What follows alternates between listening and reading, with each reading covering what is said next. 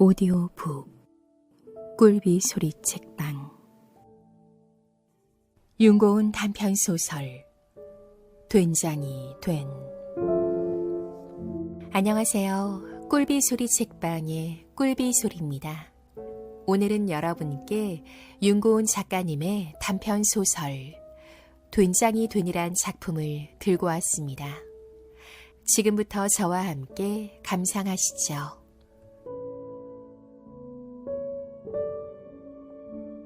윤고은 단편소설 된장이 된.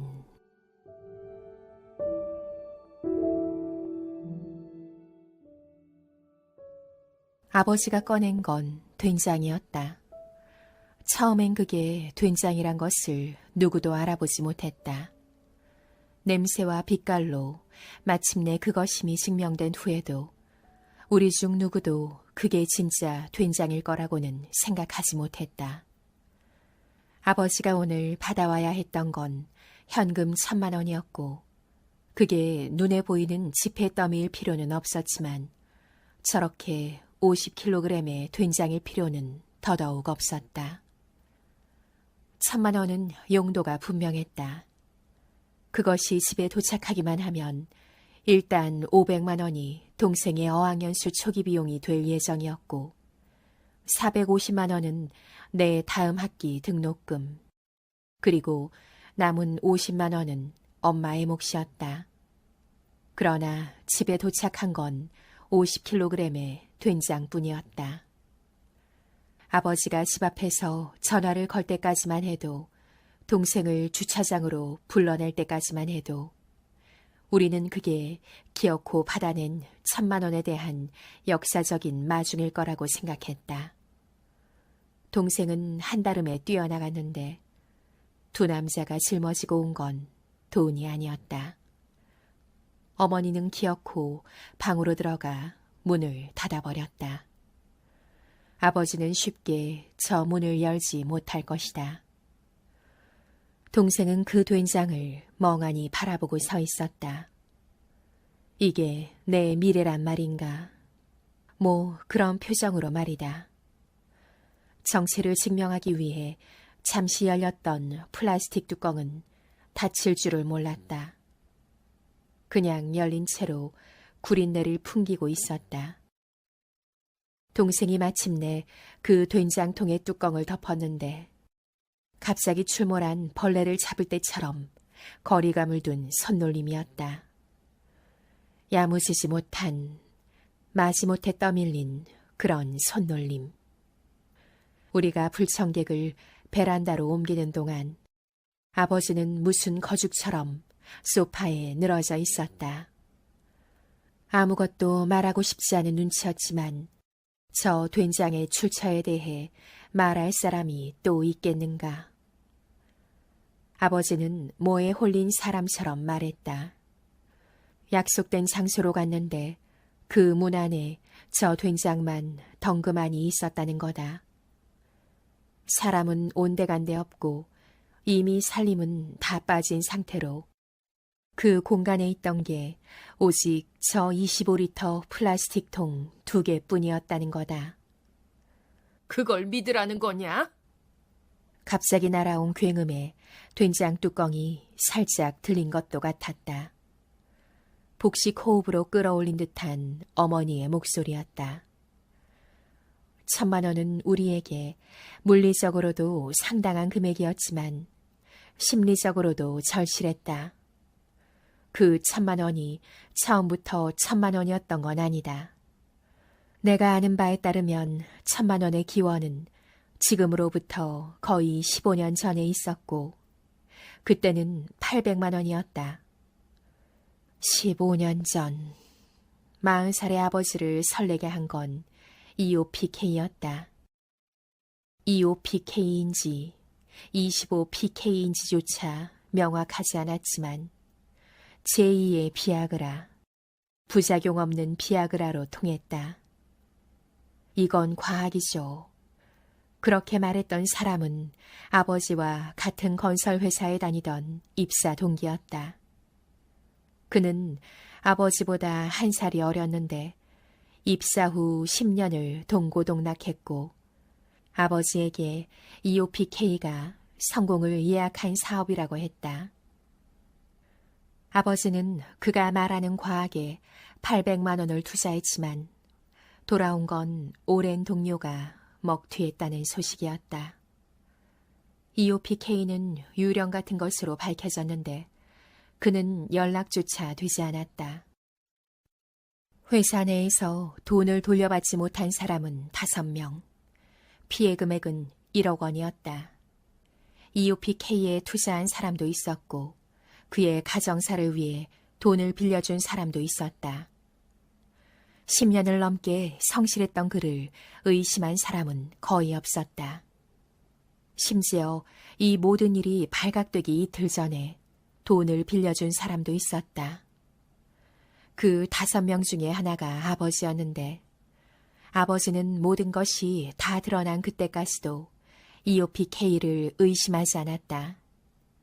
단지 운이 나빴을 뿐이라고 했다. 똥이 아닌 게 다행이네. 동생이 베란다를 바라보며 그렇게 말했는데 아버지는 별 대꾸도 하지 않았다. 1시간 전까지만 해도 오늘은 D-Day가 분명했다. 그런데 된장이라니. 된장은 자그마치 50kg이었다. 물리적으로는 어땠는지 모르겠지만 심리적으로는 확실히 어마어마한 냄새가 났다. 50kg의 된장은 거구였다. 그것이 집에 들어왔기 때문에 나는 밖으로 나가야 했다. 매일 오전 11시 집 근처 지하철역 앞에서 10인승 승합차에 올라탔다. 한 달간 바짝 전단 작업을 하기로 했다. 등록금에는 당연히 못 미치겠지만 당장 구할 수 있는 아르바이트가 몇 없었다. 승합차는 10명이 안 되는 사람들을 싣고 매일 다른 목적지로 달려갔다. 위치상 나는 맨 마지막으로 차에 오르는 사람이었는데 오늘에서야 내가 사흘 연속으로 같은 말을 듣고 있다는 사실을 깨달았다. 내가 차에 올라탄 지 얼마 되지 않아서 누군가가 이렇게 수군거렸던 것이다. 아이씨, 뭘 먹은 거야? 이름도 모르는 이의 혼잣말이었지만 대놓고 내게 한 말인 건 아니었지만 그 말에 내 몸의 모든 모공이 바짝 수축했다. 아무래도 냄새의 발원지가 나 같았던 것이다. 생각해보면 이 차뿐만이 아니라 다른 곳에서도 냄새에 운운하는 얘기를 들었다. 어디선가 냄새에 대한 이야기가 오갈 때면 몸을 가만히 두기가 어색해졌다. 그렇다고 움직이기도 어색했다. 심리적으로 나는 인구 밀도가 줄어든 도심을 경험하고 있었다. 사흘 전, 그러니까 집에 된장 50kg이 도착한 이후부터 말이다. 정말 된장 때문인가? 냄새는 어떤지 몰라도 확실히 이 아르바이트는 된장 때문이었다. 승합차는 20분을 달려 갓 완공된 아파트 단지에 도착했다. 내 몫은 6개 동이었다. 한 동의 출입구가 4개씩 있고 출입구로 들어가면 양쪽에 집이 2개씩 있었다. 25층 건물을 계단으로만 오르내려야 했지만 그런 수고로움보다 더 힘든 건 전단지를 제대로 배포하는지 감시하는 검사조가 따로 있다는 거였다. 나보다 몇 박자 늦게 같은 동선을 밟는 누군가 있다는 사실은 불편했다. 사장은 이 시스템이 전단지 배포 인원을 더 쓰는 것보다 훨씬 효율적이라고 했다. 전단지의 종류는 다양했다. 헌옷 수거합니다. 개인용 달 수도권 전문. 남편 몰래 급전. 사장님이 미쳤어요.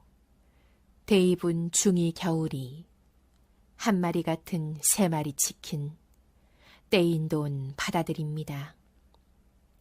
전단지 속의 문장들은 머릿속을 그냥 통과하곤 했는데 오늘은 달랐다.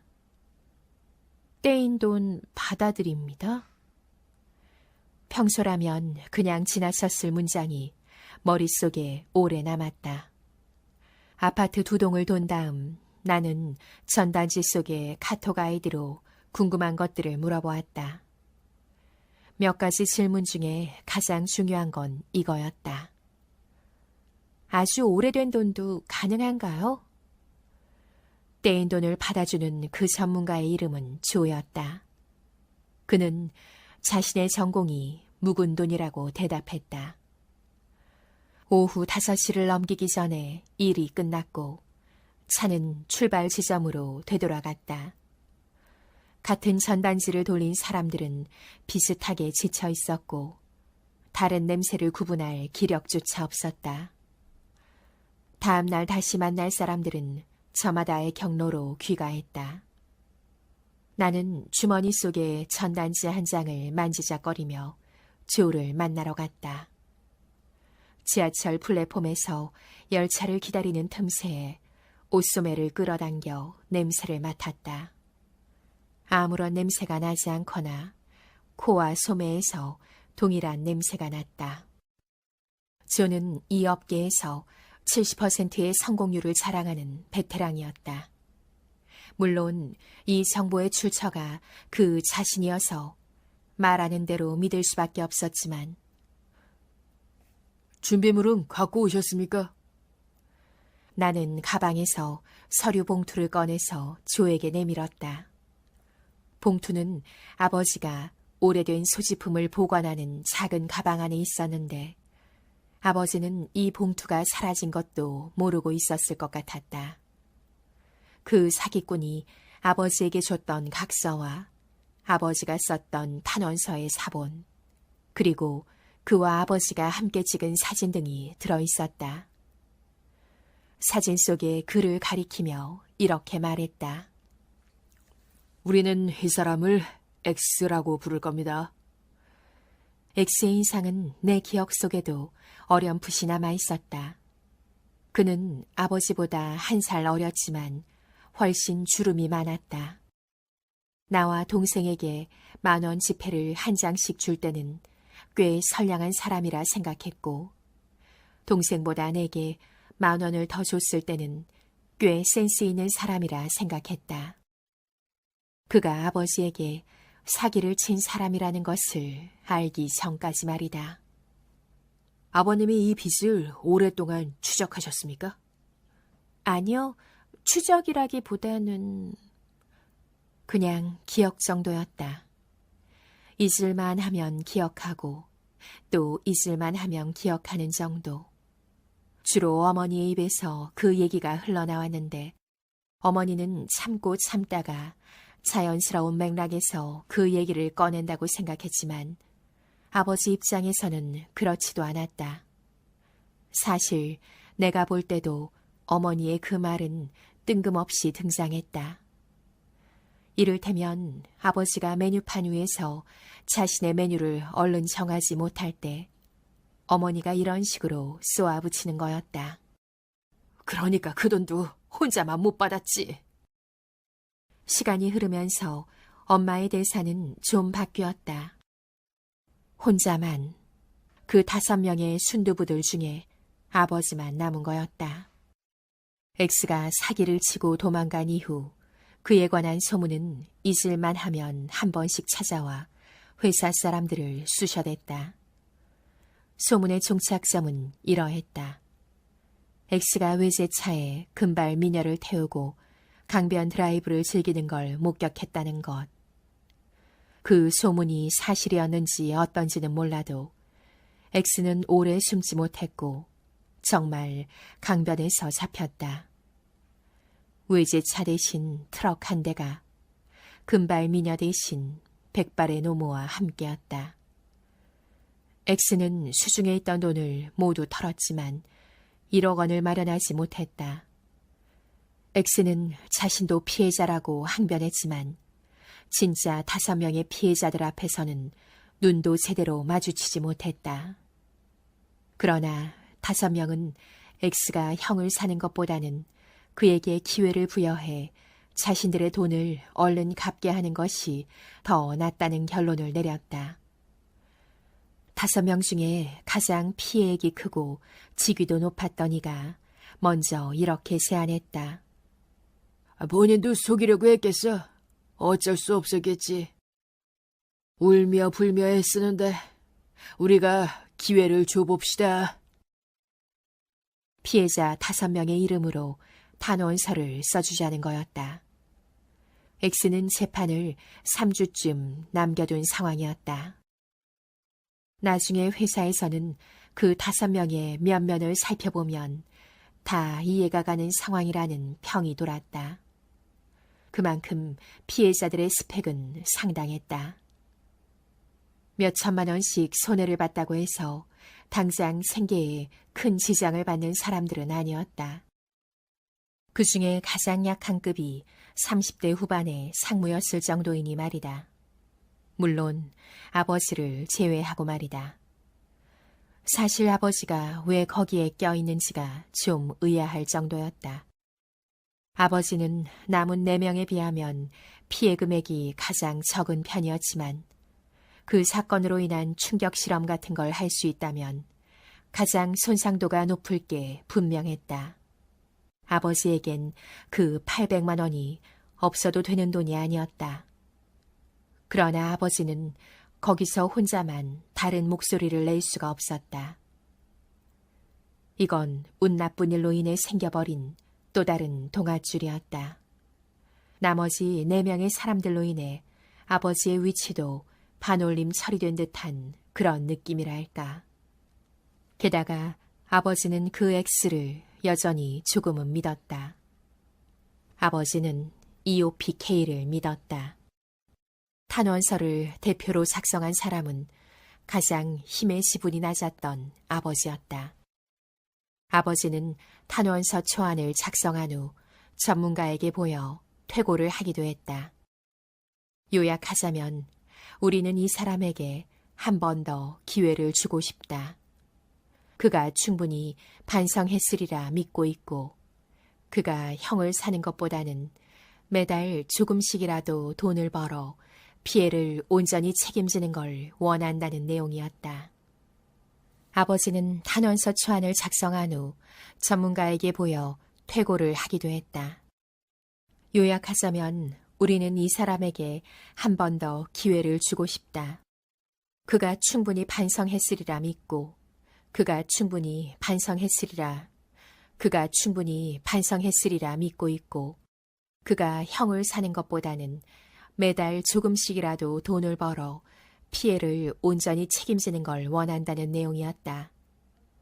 결과적으로 군더더기 없는 탄원서가 제출되었지만 아버지가 쓴 초안과 무수히 고쳐 쓴 과정은 아버지의 낡은 봉투 안에 그대로 남아 있었다.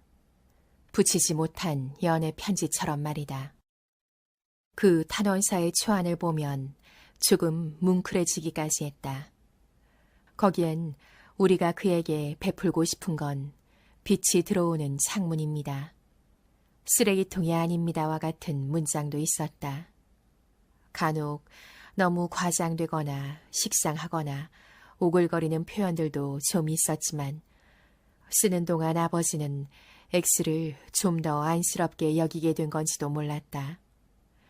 5명은 탄원서를 판사에게 제출하는 것과는 별개로 X에게서 각서를 받았는데 그 각서의 내용을 보고 아버지는 오히려 죄책감을 느낄 정도였으니 말이다.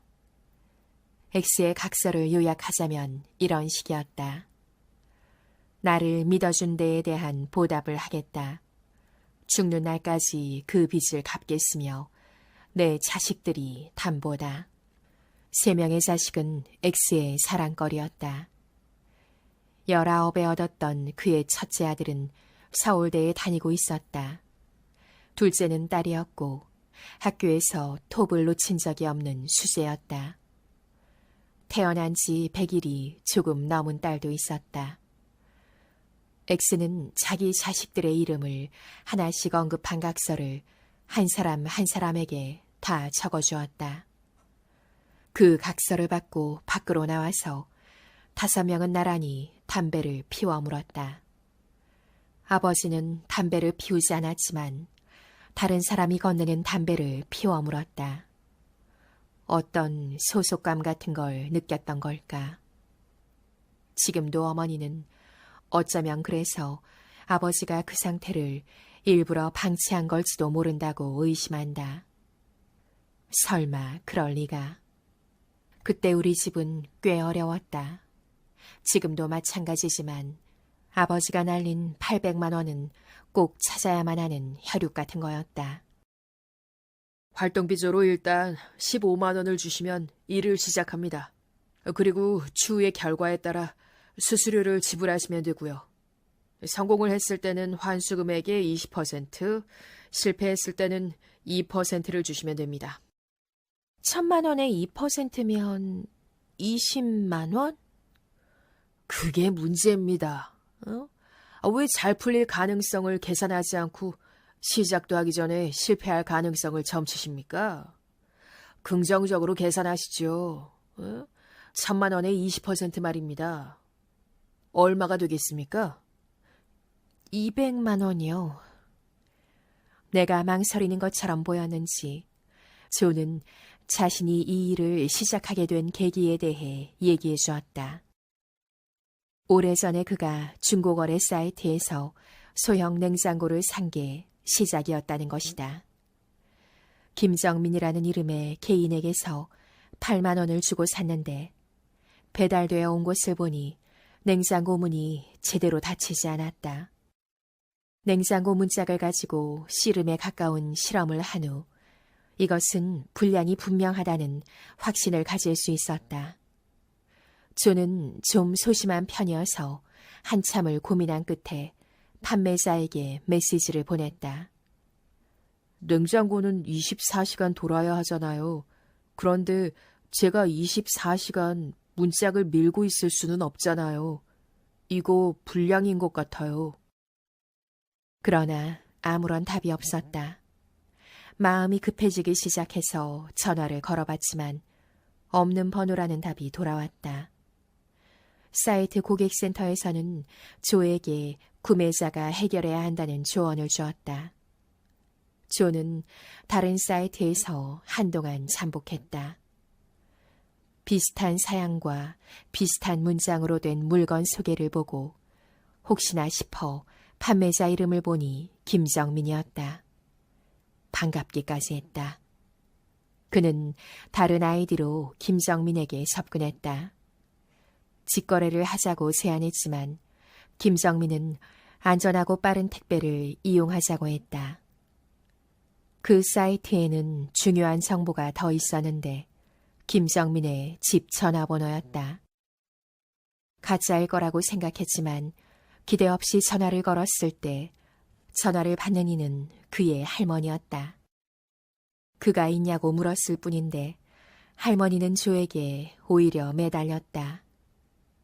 우리 정민이가 어디 있는지 알면 좀 알려달라는 거였다. 조는 소형 냉장고 얘기와 김정민의 주기적인 사기 행각에 대해 말하고 싶었지만 그럴 수 없었다. 할머니와 조는 누구든 김정민과 먼저 연락이 닿는 사람이 서로에게 알려주기로 약속했다. 조는 최소 일주일에 한 번은 김정민의 집으로 전화를 걸었고 손자를 기다리는 할머니와 같은 마음을 공유했다. 그 와중에도 잠복 쇼핑을 계속했다. 그러다 다른 사이트에 남겨진 김정민의 족적을 밟았다. 1년이 지난 후였다. 그 무렵에 김정민은 중고폰을 사고 파는 일을 하고 있었는데 사이트에 남겨둔 문장의 배열이 냉장고를 팔 때나 중고폰을 팔 때나 비슷했다. 중고폰을 팔겠다며 조는 김정민을 유인했고 직거래 장소에 김정민의 할머니를 대동했다. 김정민은 자신은 한 달 전의 일도 기억 못한다며 1년 전 소형 냉장고를 부인했지만 조는 8만 원을 돌려받았다. 그렇게 해서라도 손자를 만나게 해준 게 고맙다며 할머니가 전한 돈이었다. 결론은 세상에 못 받을 돈은 없다는 겁니다. 어떤 방법으로든 노력을 해야죠. 노력 말입니다. 이 얘기를 하니까 장모가 그러더군요. 조서방, 내 돈도 좀 받아주게. 그게 두 번째 사건이었습니다. 여러모로 조의 무용담은 인상적이었다. 뭔가 교훈을 얻기 위해 그를 만난 건 아니었지만 그가 소형 냉장고를 환불받기 위해 12개가 넘는 아이들을 만들고 매일 중고거래 사이트들을 돌아다닌 이야기는 감동적이기까지 했다. 내년이면 다시 복학해야 했고 전단지로 등록금을 막으려면 생활의 달인급 기술이라도 터득해야 할 판이었다. 집안의 장녀로서 내게는 묵은 돈을 받아내야 할 책임이 있었다. 뭐라도 해야 했다. 조의 진도는 좀 빨랐다.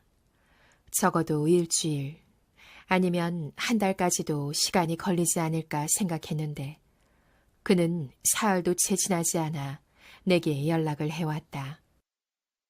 내가 곧 재개발될 동네에서 처녀장의 헌옷 수거합니다를 돌리고 있을 때였다.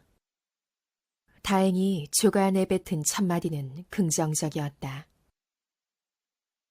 아버님이 그동안 노력을 전혀 안 하신 건 아닙니다. 조는 아버지에게 모두 4번의 기회가 있었고 그때마다 아버지는 엑스와 마주했다고 말했다. 다만 결과가 좋지 않았을 뿐. 지난 15년간 아버지가 어떤 노력을 했는지 그 활약상에 대해서 들을 수 있는 것인가. 나는 저녁에 지난번 그 카페에서 조를 만나기로 하고 서둘러 헌옷 수거합니다를 돌리기 시작했다. 첫 번째 타이밍은 사건 발생 시점으로부터 3년 후에 왔다. X는 각서에 약속한 대로라면 적어도 아주 조금씩이라도 빚을 갚는 행보를 보여야 했지만 1년 정도 드문드문 연락이 이어지다가 곧 세상에 없는 사람처럼 소식이 끊기고 말았다. 아버지가 보낸 독촉장은 반송되었다. X는 이메일을 확인하지 않았고 그의 전화는 없는 번호가 되었다. X의 소식은 3년이 지난 후에야 들려왔는데 X의 입장에서도 의도하진 않은 거였다. 아버지에겐 공들여 작성한 빚독촉장이 있었다. X를 만나기로 한 날, 아버지는 그 독촉장을 사표처럼 양복 안주머니에 넣고 집을 나섰다. 그러나 아버지가 X에게 건넨 건 독촉장이 아니라 축의금이었다. 고속터미널 건물에 위치한 결혼식장이었고 X는 혼주였다. 그의 첫째 아들 옆에 서서 X는 떨어지지 않으려 노력하고 있었다. 부인은 보이지 않았다. 이혼한 뒤 연락이 끊겼다고 했다. 이제 4살이 된 막내를 안고 있는 건 고등학생 딸아이였다. 하객은 적었다. 아버지는 화장실로 가서 봉투에 10,000원 지폐 몇 장을 더 넣었다. 돈을 받아야 할 사람이 돈을 보내다니 참 유지경이죠. 그게 첫 번째 기회였습니다. 조의 말에 내가 대꾸했다. 아버지한테 청첩장을 보낸 그 X도 유지경이죠.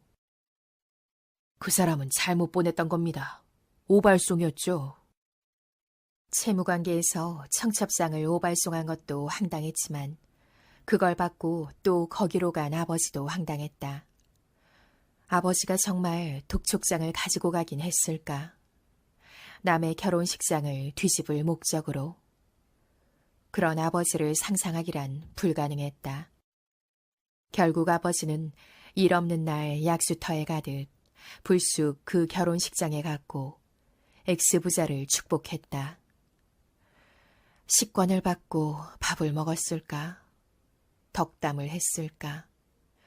별게 다 궁금했는데 아버지의 행보는 내 상상력의 폭을 뛰어넘었다. 조가 내게 내민 건 X아들의 결혼식 하객 사진이었는데 친척인지 친구인지 몰라도 그 단체 사진의 한 자리를 익숙한 얼굴이 차지하고 있었다. 아버지였다. 하객수가 많지 않아서 대번에 아버지를 찾을 수 있었다. 대체 무슨 속으로 사진까지. 두 번째 타이밍은 2년 후에 찾아왔다. 그 무렵 아버지의 건설회사에 광풍이 휘몰아 닥쳤고 아버지도 실직했다. 아버지와 같은 피해로 엮였던 그 4명의 사람들도 모두 회사를 떠나거나 떠나도록 강요받았다. 실직과 재취업 사이의 6달은 50살의 아버지에게 진공 상태였다. 한 달 정도는 새벽 4시에 집을 나서기도 했는데 4시 반부터 열리는 인력시장 때문이었다. 다양한 크기의 자동차들이 그 부근에 가서 사람들을 태워갔다. 대부분 만차였고 올라타지 못한 사람들은 다음 날 좀 더 일찍 같은 장소로 나왔다. 선착순의 문제는 아니었는데도 그랬다. 그 두 번째 타이밍이 오던 날 아버지도 그랬다. 첫 번째 차가 올 때부터 그곳에 있었지만 올라탈 차가 없었다. 타일공처럼 전문 인력을 원하는 차들이 대부분이었고 그렇지 않은 경우는 눈 깜짝할 사이에 사람들이 뛰어들어 자리를 채웠다. 서서히 동이 터오고 있었다. 일을 고른다는 건 무의미했고 일이 아버지를 골라야 했다. 아버지는 단지 양평이라고 외치는 소리에 거의 수권 반사적으로 묻지마 탑승을 시도했는데 그 차가 향한 곳은 2시간 거리에 있던 양파밭이었다. 양평이 아니라 양파였던 것이다. 아버지는 반나절쯤 자색 양파 수확을 했고 점심시간이 되었을 때 아는 얼굴을 발견했다. 그쪽에서도 아버지를 알아봤다. X였다. 아버지는 그가 도망을 갈 거라고 생각했지만 그 역시 이미 반나절이나 일을 한 상태였다.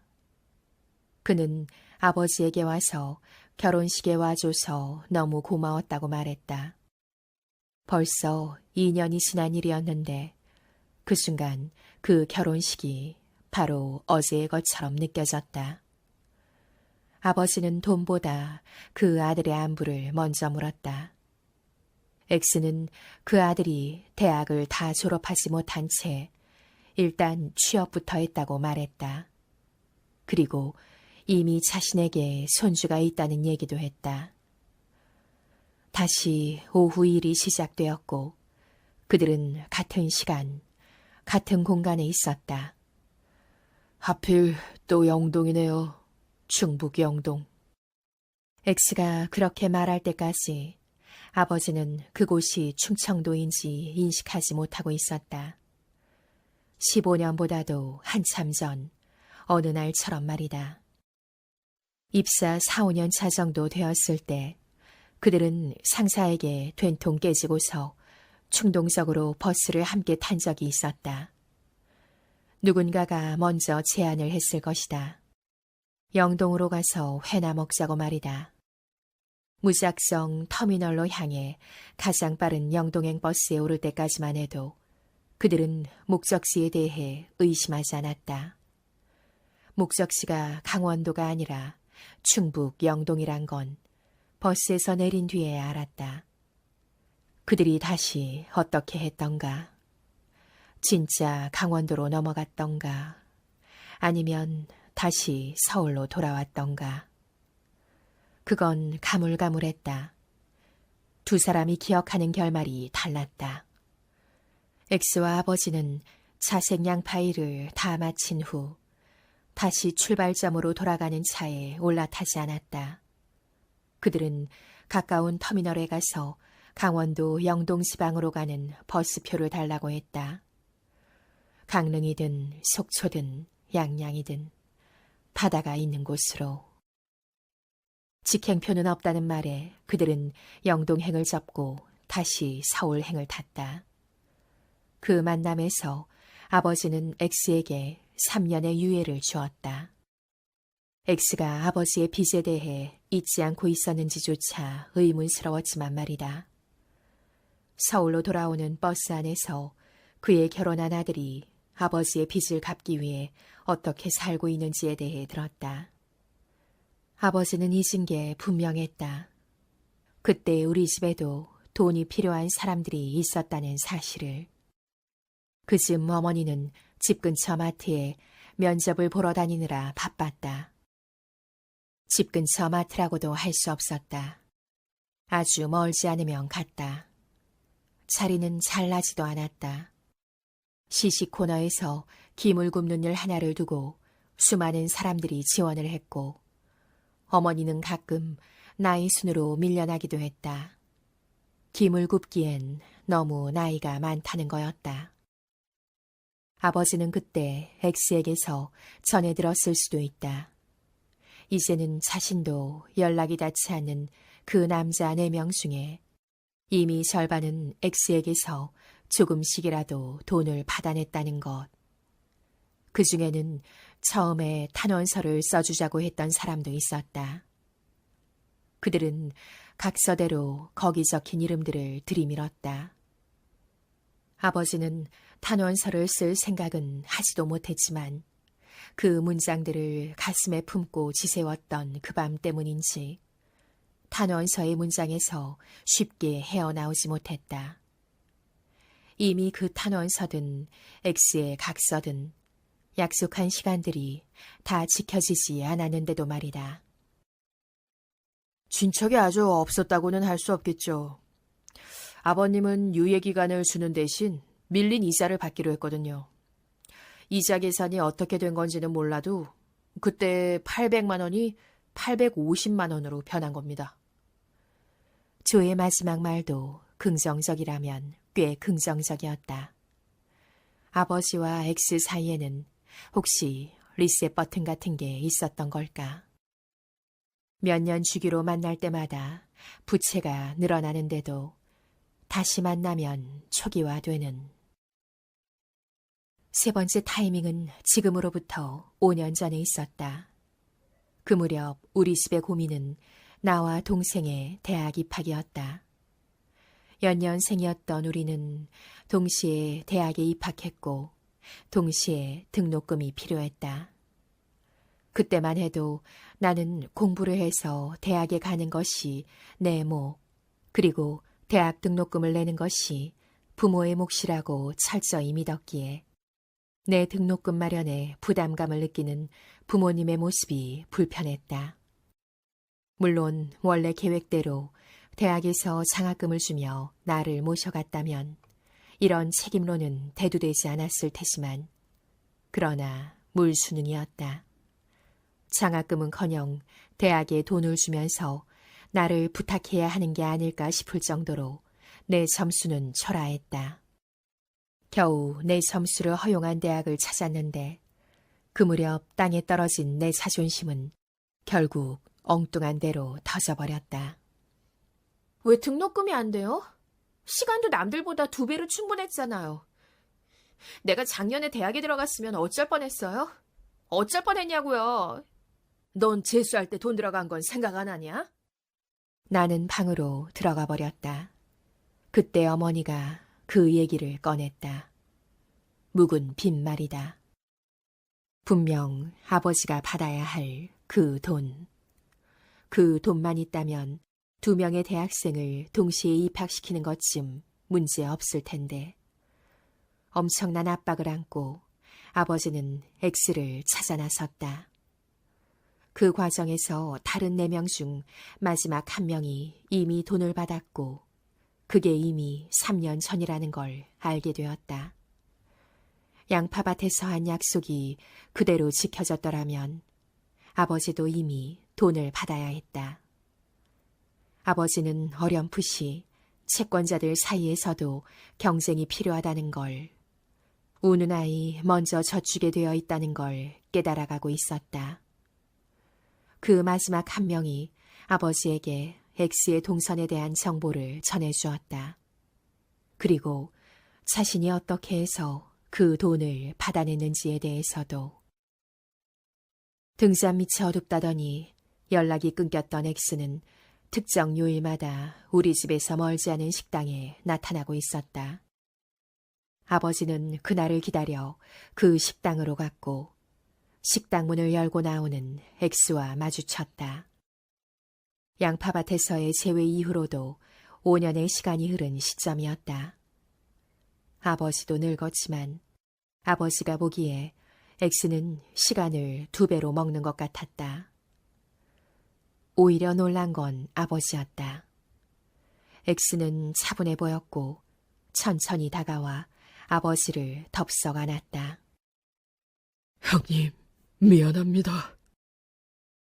이렇게 말했는지도 모른다. 그게 그의 생존 전략이었는지도. 아버지가 X의 멱살을 잡았는데, 드디어 잡았는데, 곧 X가 가리키는 방향으로 고개를 돌려 연두색 차 한 대를 바라봤다. 마티즈였다. 아버지는 멱살 쥔 손을 풀면서 생각했다. 그래, 만약 이 새끼가 돈을 못 갚는다면 저 차라도 가져가야 되겠다. 연락이 끊긴 지 5년 만에 다시 만난 관계치고는 X의 다음 말이 너무 일상적이었다. X는 오늘 중고차를 구입했다고 말했다. 이걸로 새 사업을 시작하려던 참이라고 말했다. 그리고 아버지에게 말했다.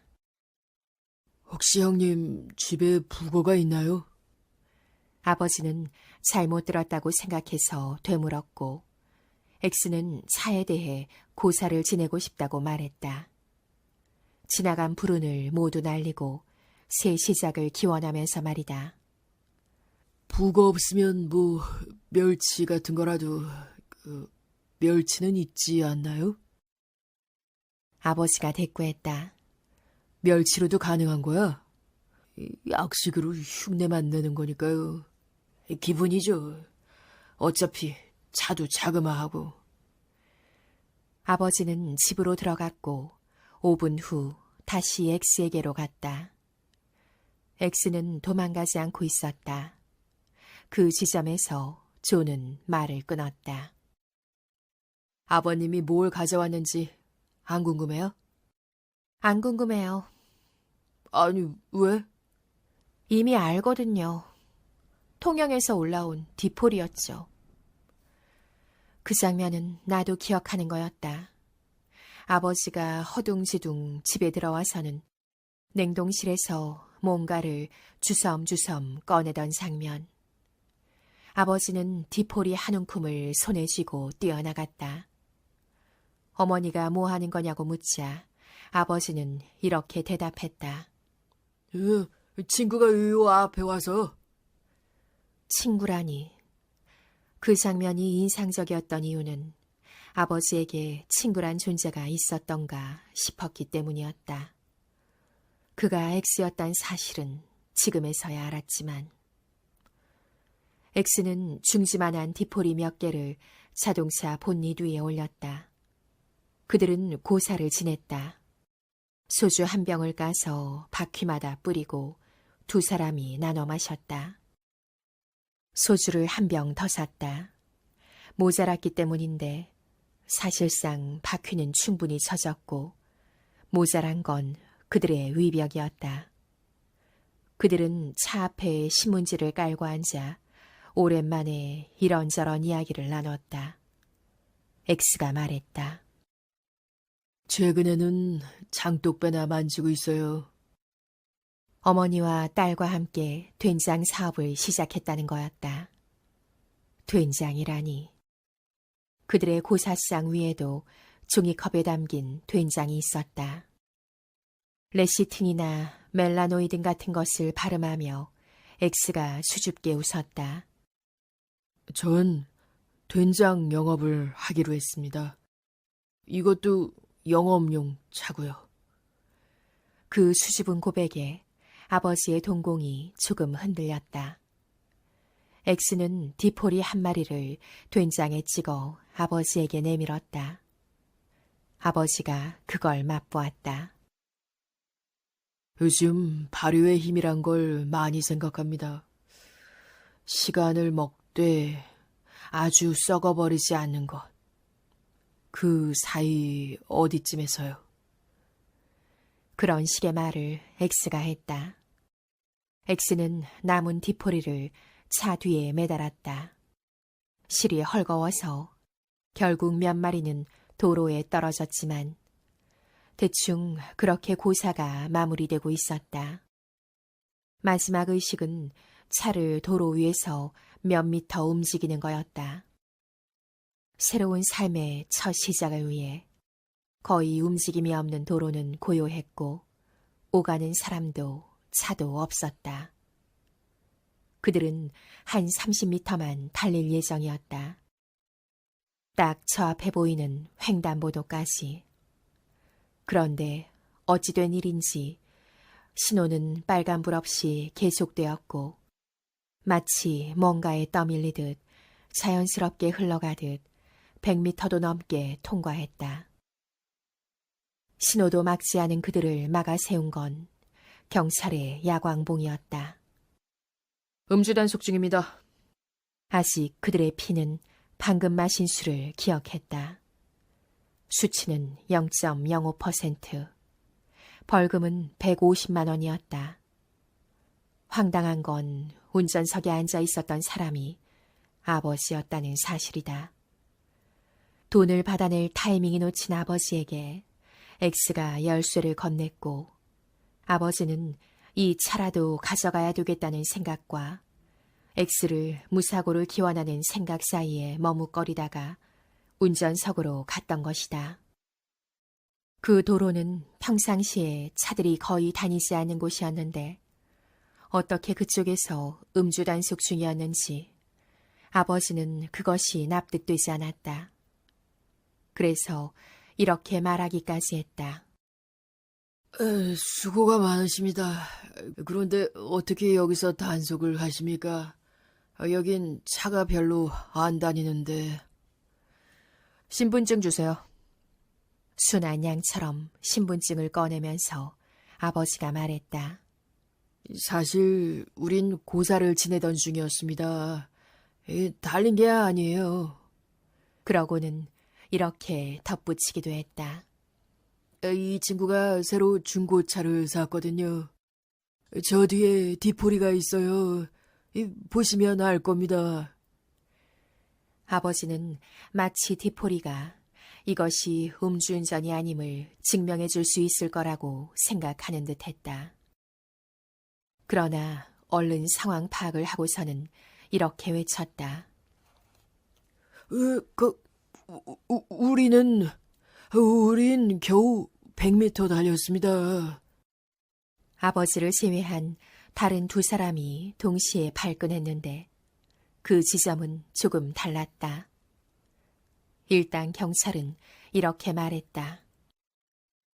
음주운전에 겨우 100m라는 게 어디 있습니까? 술을 먹었으면 핸들 자체를 잡으면 안 되는 겁니다. X가 발끈한 지점은 다른 거였다. 그는 아버지를 향해 기어들어가는 목소리로 이렇게 말했다. 우리라니요? 아버지가 놀라서 X를 쳐다보았지만 그의 시선은 이미 허공에 가 있었다. 아버지는 벌금 150만 원을 물었다. 당연히 X에게서 돈을 받지도 못했다. X는 빚을 꼭 갚겠다고 했다. 자신이 갚아야 할 원금에 지난번 이자에 이번 벌금까지 합치면 모두 1,000만 원이 되니 그 돈을 갚겠다고 말한다. 그는 기어코 자신이 갚아야 할 시점을 다시 정한 후 그때까지 자신이 돈을 일부라도 갚지 못한다면 이 연두색 마티즈를 드리겠다고 각서를 써주었다. 그래야 마음이 편하다는 거였다.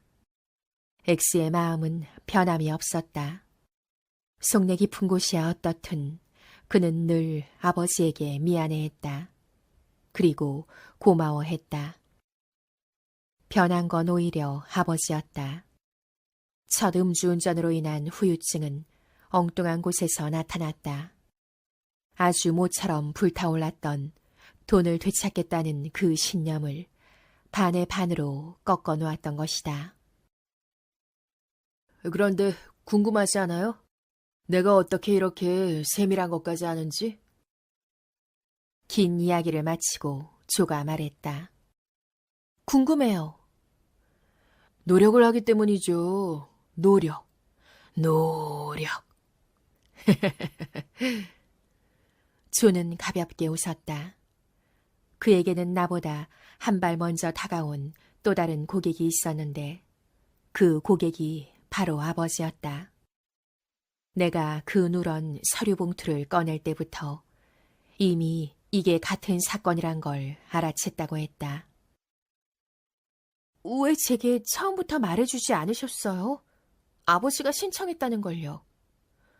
비밀 보장이 기본 원칙입니다.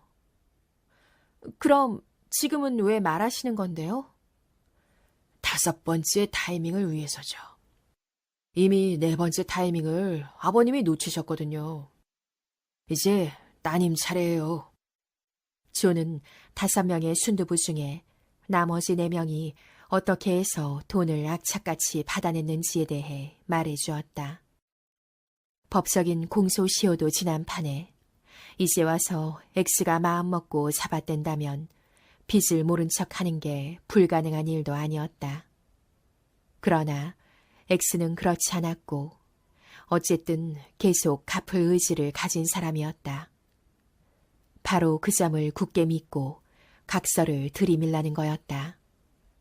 X의 서울대 아들이 학교를 졸업하지 못한 것, 전교 1등 딸이 대학보다 회사를 선택한 것, 그리고 그 아들, 딸이 현재 X와 연락하지 않는 것. 그런 것이 다 스펙 좋은 피해자들이 노력한 결과였다는 것이다. 15년 전에 1살이었던 그 막내딸은 이제 갓 중학생이 되었고 오직 그 아이만이 X의 곁에 있었다. 각서에 책임이 적힌 대로 그 막내딸 이름을 들먹이기만 하더라도, 막내딸 주변을 맴돌기만 하더라도 독하지 못한 X가 돈을 갚는 시점은 훨씬 가까웠을 거라는 게 조의 말이었다. 조는 X와 막내딸이 함께 사는 집의 주소를 알려주었다. 같은 내용을 이미 아버님께 알려드렸지만 아버님은 이곳에 찾아가서도 결국 X를 만나지 않으셨습니다. 제가 그렇다면 각서를 들고 그 집에 가서 마티즈라도 받아오라고 했는데 말이에요. 그랬다. 아버지는 한참 후에야 된장과 함께 돌아왔다. 조는 시계를 보더니 오늘은 너무 늦었다고 말했다. 밤 9시에서 아침 8시 사이에 빚독촉을 하라고 하는 건 함정을 파는 행위라고 했다. 그는 내게 주소를 쥐어주며 내일 아침 8시쯤 이 주소로 가면 어쩌면 집을 나서는 그 딸아이나 X를 보게 될지도 모른다고 했다. 아버지보다 손가락도 키도 가방끈도 조금 더 긴 내가 묵은 빚을 해치울 시간이 닥친 것이다. 5번째 타이밍. 나는 아침 7시에 집에서 나와 주소에 적힌 대로 다복빌라 B101호를 찾아갔다. 기대하지 않았는데 그 빌라 근처에 연두색 마티즈가 주차된 게 보였다. 몹시 낡아 보였다. 그것을 한참 바라보다가 나는 빌라 안으로 들어갔다. 저 계단 5개 정도를 밟고 아래로 내려가 벨을 누르면 그들과 마주할 수 있을지도 모른다. 그 문을 열면 아버지를 평생 농락한 그 사람이 있을지도 모른다. 그러나 나는 더 움직이지 못했다. 내 발은 B101호로 내려가는 계단에서 1미터쯤 떨어진 곳에 멈춰 있었다. 거기까지였다. 나는 거기서 발걸음을 돌렸다. 아버지가 그랬던 것처럼 말이다. 아버지가 들추고 싶지 않았던 그 마지막 한 장을 내가 들출 권한은 어디에도 없었다. 현관 옆으로 난 창문이 눈에 들어왔다. 까치발을 들고 지면 위로 반쯤 머리를 내민 듯한 창문이었다. 그 창문은 굳게 닫혀 있어서 밖에서 읽을 수 있는 정보는 하나도 없었다. 다만 문장이 하나 적혀 있었고 앞머리가 잘리긴 했지만 그건 익숙한 말이었다. 오래전 아버지가 탄원서를 쓰며 고심했던 그 문장 말이다. 창문입니다. 쓰레기통이 아닙니다. 엑스의 집 앞을 맴돌다 나온 지 2시간 뒤 나는 다시 10인승 승합차 위에 있었다. 마티즈라도 받았다면 오늘은 알바를 가지 않았을 것이다. 그렇지만 2배로 일해야 하는 시점이었다. 나는 좀 더 혹독해질 필요가 있었다. 오늘 내 몫은 2000장이었다. 평소보다 더 빠른 속도로 뛰어야 했다. 전단 위에 글씨를 읽을 새도 없었다. 겨우 2동을 마무리하고 다음 동으로 넘어갈 즈음에 조에게서 전화가 걸려왔다. 그는 이미 내가 그 집 문을 열지 못한 걸, X와 대면하지도 못한 걸 짐작한 듯 했다. 내가 실패한 2%에 대한 금액을 밤 안에 넣겠다고 하자 조는 이미 정산은 다 되었다고 말했다. 아버님이 이미 따님 것까지 내셨어요. 하나의 건인데 2분 몫을 받아도 되나 좀 고민했지만 신청인별로 받으니까요. 계산은 정확히 하죠. 지난주에 정확히 2건 계산하셨습니다. 아버지는 그럼 나도 그 돈을 받는데 실패할 거라는 걸 미리 알고 있었단 말인가. 내 생각을 읽은 것처럼 조가 말했다. 아버님은 따님도 그 문을 열지 못할 거라고 하셨어요. 거의 확신하시던데요. 그래서 더 결과가 궁금했는데. 그럼 아버지가 2%씩 40만 원을 입금하신 거예요? 2%가 아니고요. 아버님은 20%로 2건 계산하셨습니다. 아버님 기준으로는 실패가 아니었던 거예요. 그 결과 정확히 된장 20kg이 배달됐습니다. 덕분에 발효의 힘이 뭔지 저도 좀 배웠네요. 전화를 끊고도 한참을 나는 그냥 복도에 서 있었다. 다시 뛰어야 하는데 자꾸 눈물이 나서 가만히 멈춰 서 있었다. 누군가가 등을 똑똑 두드릴 때까지 말이다. 돌아보니 10인승 차량에 같이 타고 왔던 한 사람이었다. 아마도 검사조로 일하는 사람. 나보다 몇 박자 늦게 내 동선을 점검하는 사람. 내가 제대로 전단지를 배포하는지 체크하는 사람. 나는 큰 소리로 말했다. 금방 할게요. 그때 그가 이렇게 말했다. 오늘은 십자가 패턴으로 검사할 겁니다. 네? 그는 1, 3, 5, 7 이렇게 4개 동만 십자가 패턴으로 검사할 거라고 재차 설명하고는 가버렸다. 나는 반쯤 가벼워진 무게로 다시 뛰기 시작했다.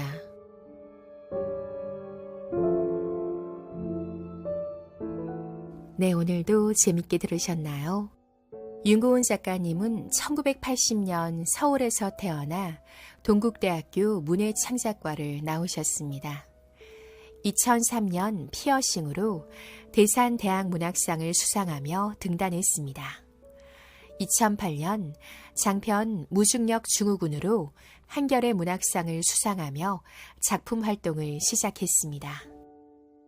장편 소설로는 무중력 증후군, 밤의 여행자들, 해적판을 타고, 도서관 런웨이, 단편 소설집으로는 1인용 식탁, 알로하, 늙은 차와 히치하이커, 부루마블의 평양이 있다면, 에세이집 빈틈의 온기가 있습니다.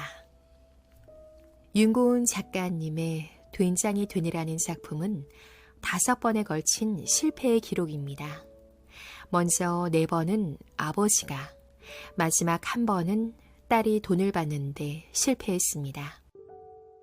1,000만 원이라는 이 가족의 형편에 비추어 보면 거금이라 할 수 있는 돈이 이들에게 돌아올 가능성은 더 이상 없어 보입니다. 네, 저는 이 작품의 결말이 너무 재밌었습니다. 결국 돈은 받지 못했지만 된장을 받았죠. 그리고 이 아버지는 성공의 대가로 20%의 계산을 합니다. 저는 사실 돈을 받지 않았는데 20%나 줬다고? 하고 생각했는데 결국 아버지는 된장으로 계산을 합니다. 바로 된장 20kg이 배달된 거죠. 아버지의 기준으로 실패가 아니었다는 말은 돈이든 된장이든 받을 것을 받았다는 뜻이었습니다. 된장을 받았으니 되었다는 뜻이 아니라 더 이상 빚을 받으려는 노력을 하지 않겠다는 뜻입니다. 1,000만 원이라는 돈을 포기하는 동시에 그것을 받지 못해 전전긍긍하던 과거의 모습과 절연하겠다는 뜻이기도 합니다. 더는 그렇게 살지 않겠다는 단호한 청산의 선언이기도 합니다. 내가 만약 아버지라면 나는 어떤 결정을 했을까요? 여러분은 어떤 결정을 하실 건가요? 네, 오늘은 여기까지입니다. 네, 오늘도 끝까지 들어주셔서 감사드리고요. 좋아요, 구독, 알림 설정, 그리고 댓글까지 부탁드립니다. 네, 그럼 저는 다음에 또 찾아오겠습니다. 안녕히 계세요.